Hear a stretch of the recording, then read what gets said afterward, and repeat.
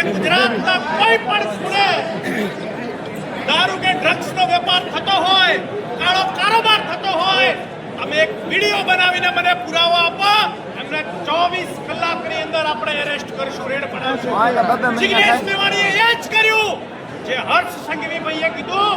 આ થરાદની અંદર એસપી કચેરીએ શિવનગરની બહેનોને સાથે રાખીને એક વિડીયો બનાવીને એક પુરાવો આપ્યો અને રજૂઆત કરી કે જુઓ તમારી સરકારમાં થરાદના શિવનગરમાં ડ્રગ્સ અને દારૂ વેચાય છે, આ બહેનો વિધવા બની રહી છે, યુવાનો ડ્રગ્સના રવાડે ચડી રહ્યા છે.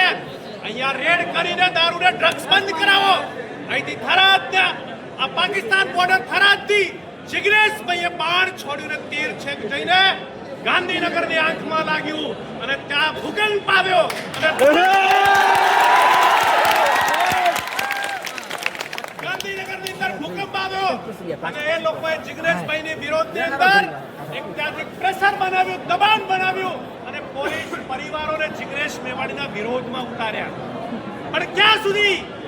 આજે આ થરાદની ધરતી પરથી જંગ એલાન થઈ રહ્યું છે અને ઇતિહાસ ગવારે છે, ઇતિહાસ લખાશે કે ગુજરાતની અંદર દારૂ, ડ્રગ્સ અને ગાંજો બંધ થયો. એની શરૂઆત થરાદથી થઈ હતી અને થરાદની જનતાએ જાગૃત કર્યું છે ગુજરાતને.